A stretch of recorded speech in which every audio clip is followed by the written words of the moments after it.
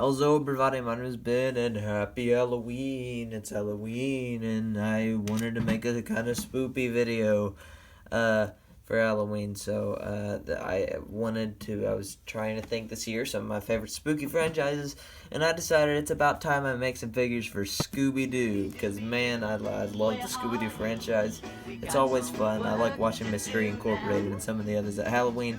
I recently finished in quarantine. One of the many things I watched is the Mystery Incorporated franchise. Jude watched it for the first time. I watched it a little when I was little. It was kind of like, I kind of watched more when I was younger, and I watched a lot of Scooby Doo. I watched more of the show before that, What's New Scooby Doo. Only a little bit of the Scooby Doo Mystery Incorporated. But my brother started watching that, and so we've all been watching that, and that's been really fun for him to start watching that, and so I kind of wanted to make some Scooby-Doo figures because of that, and just because I thought it would be something fun for Halloween, even though these aren't Mystery Incorporated. These are based off the original Scooby-Doo series, the Hanna-Barbera original one. And I guess also the Scoob movie came out this year. That's kind of another reason to do this, even though I don't like the Scoob movie. It's not any good. I mean, if you like it, I'm not going to, fight you or anything. But I didn't like it. I don't like it.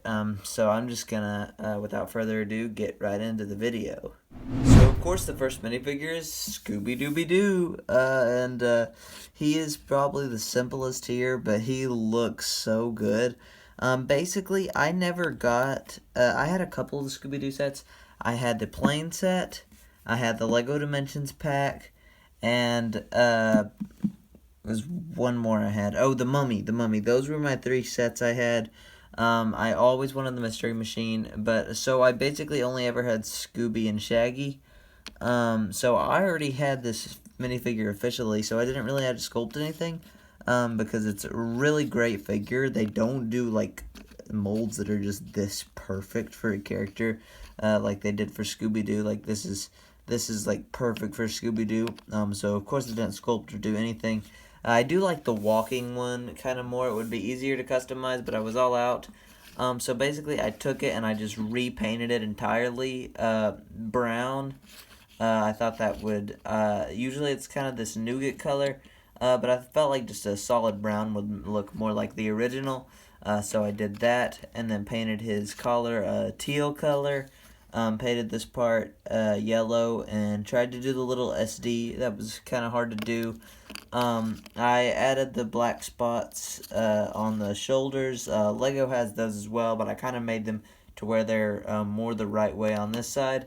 I also added his black spot on the back because Lego did not do that, so I was able to do that. And then the face I got to repaint, which was kind of difficult. I outlined the mouth, everything, all the figures here kind of have a very thick outlines because it's an old cartoony show, so I wanted to do that. I painted his nose black with some white on it to make it look shiny. And then the eyes were pretty difficult, but I think they turned out pretty good, pretty cartoony. Kind of one is bigger than the other, but that was kind of what I was going for, kind of a shocked look. Because on the side here, I painted this part of his mouth is open. That was inspired by one of the minifigures that came in the, one of the Scooby figures that came in one of the sets. I didn't actually have it, but I saw it on a video, and I was like, whoa, I should paint him to look like that. So I did that, and yeah, that is it for Scooby-Dooby-Doo. Next up, of course, is the most powerful being in the universe, Shaggy Rogers himself. Love this guy. I've always loved this character. He was the first minifigure I made, and I think he is one of the best looking, and I'm very proud of him. So yeah, I'm gonna get his accessory out of the way because I gave him a comically large sandwich because that's kind of his thing. He eats comically large sandwiches. I did make it vegetarian because now they don't. Now that his original actor died, they don't even care. They make him eat meat, but he was originally a vegetarian, so it's like lettuce, cheese, and tomato sandwich. Yeah, vegetarian Shaggy all the way. Represent. Yeah, he has the hairpiece from the official Shaggy, even though that doesn't really, it's really based more off Mystery Incorporated Shaggy. than most of the other versions, but I couldn't really think of a better way to sculpt it.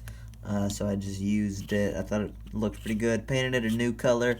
Gave him an entirely custom face, which is again supposed to look very, very cartoony with the painted beard hairs. And then all their eyes look kind of different because they kind of had some random animation for the eyes and the eyebrows and everything. Kind of a goofy smile. I sculpted his sleeves because his sleeves are always super baggy, and I just wanted to give him some kind of 3D details. And then the shirt is just green, and I painted the V-neck, put some flesh, light flesh color. I never know what to call that color. Some people call it peach, some people call it light flesh. I don't know. On the inside there, and then outlined it. I drew a couple wrinkles. I made the green go all the way. I kind of did this just yesterday. I decided I needed to do it on the just a little bit to kind of make his shirt look longer because it's a very long shirt. I painted it onto the top part of his legs there, and then his legs are just dark red with the black shoes painted on. And that's it for like Shaggy, man. I used to have a good Shaggy voice, but I I don't really anymore. So yeah, that's Shaggy. Next up is the kind of leader of Mystery Incorporated, and that would be Fred Jones. I always like his character, especially it's just kind of like his character doesn't really do much, which is one reason I really like Mystery Incorporated, that they did something special with his character. But yeah, I wanted to make him because he's a pretty cool dude. So his hair was the birthday boy hair. I didn't buy the hair pieces for any of the rest of these figures because they are so expensive. They're literally like $20 a pop. So yeah, I took it and then I sculpted just this big part here and these three like lines in it. And then again, the very cartoony looking face. His face is probably my least favorite. But again, none of them are really supposed to look super amazing because they're kind of very old, supposed to look very old and not the best drawn. I'm not insulting Hanna-Barbera art style, but just whenever it came on the TV, it kind of distorted and it wasn't that perfect. But his ascot is sculpted. And, yeah, I'm kind of scared I made it too big, but I like it a lot. I like how it looks. Painted it orange, drew some lines on it, again, very thick lines, and then blue parts on the side for his collar. His collar is too big, too. That's kind of the only thing that I don't really like that much about this figure. But still, I think it looks pretty good, and I couldn't think of a better way to do it, so I did it that way. His pants are painted the same teal color as Scooby-Doo's collar, and then I just gave him some yellow shoes, and then I drew a couple black wrinkle lines on his pants there, and that is it for Fred Jones. Daphne is my brother's favorite character and my sister's favorite character. Not my favorite character. She's probably up there, though. I don't know. I like all the characters so much. It's hard to pick a favorite, but my favorite is Velma. But so yeah, she's up next, and she probably took the most time out of any of them to make, which might be surprising, but it's mostly just her hair, because the hairpiece was black, and I mean it's already so hard to paint orange, and I mean you can still kind of see it, but this must have been at least 20 layers, which made it way too thick and makes her face look kind of small. But whatever, I still really like it. So it was a Wonder Woman hair, because I couldn't really find anything else that kind of had the right shape. And then I just sculpted onto it some on the sides here to make it look more cartoony. And then on the sides, I left it back here how it was, because I felt like it was a kind of good transition. It's not perfect, but I mean she's made to be looked at from the front, but it still looks pretty good.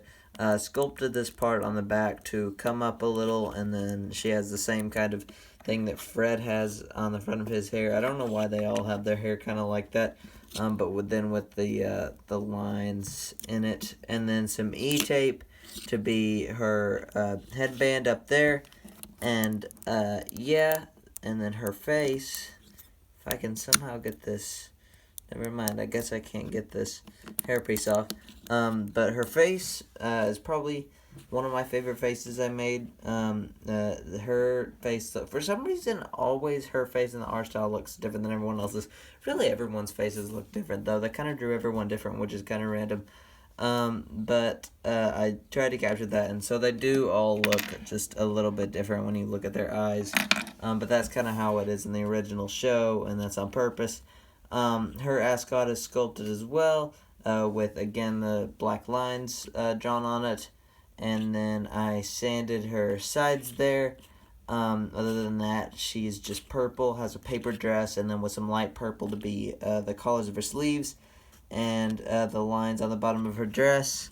And then underneath, she just has some pink legs with some light purple shoes. And then I painted this black part on the front because she has some, like, I don't know, she has something weird on the front of her high heels, some like weird accessory there that looks like that, so I made those. And that is it for Daphne Blake. I saved the best for last because Velma is my absolute favorite character and probably my favorite custom here. I don't know how that happened, but the first thing you will notice is her magnifying glass here, which is actually, if you don't have a Lego magnifying glass, these actually magnify stuff, which I've always thought was super cool how that works. That actually looks pretty silly right there. Yeah, she's my favorite. She basically had like a one of those, it used to be a robin hair. I think they also used it for Obi-Wan.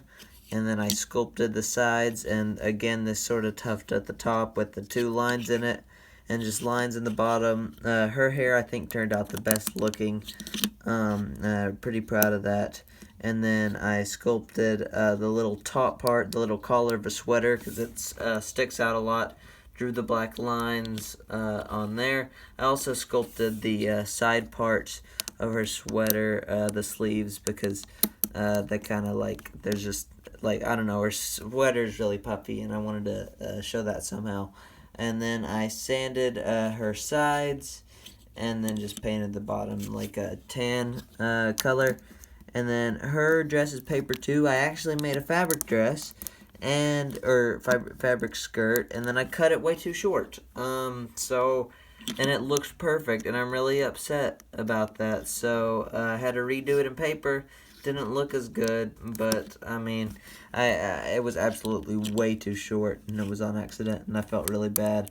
So I redid it with paper, and it didn't look as good, but it's still pretty good. It's dark red, and then I just painted these black lines on it, and then some orange at the top because our sweater comes down a lot. And again, orange is really hard to work with. It takes a lot of layers to make it look any good. And then at the bottom, she has some orange socks with her dark red shoes with the orange part on top. And that is it for Velma. Oh, I didn't even go over her face, which is my favorite part. Her face is my absolute favorite, and I'm just going to zoom in on it a little. Actually, I'm just kidding. That ain't going to work. But I painted the glasses black and then put blue on the insides. It does not look as good like that because her hair got some paint on it. And then I painted the eyes and the mouth and all sorts of freckles and stuff. It's my favorite face. Yeah, that's it for Velma.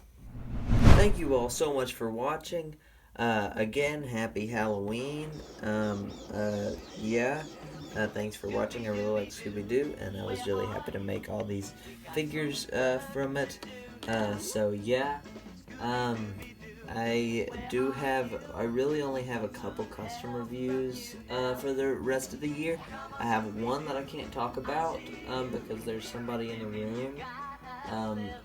So that has to be undisclosed information. And then the other ones, like, I think I'm going to be making some Hamilton figures soon. And that might be it for the year. I don't know if I'm going to be able to get to Ninja Turtles. I kind of promised Ninja Turtles, but the year is, like, so close. It's so weird how the year is almost up. I don't even know how I've found figures to make since everything's been canceled. But it's been fun customizing nonetheless. But hey, I'll get a Ninja Turtle someday. I might before the year ends. Oh, I also have Sonic the Hedgehog. That should hopefully be coming soon. And yeah, have a fun Halloween. If you don't celebrate Halloween, have a fun normal day. And I will see you on your birthday.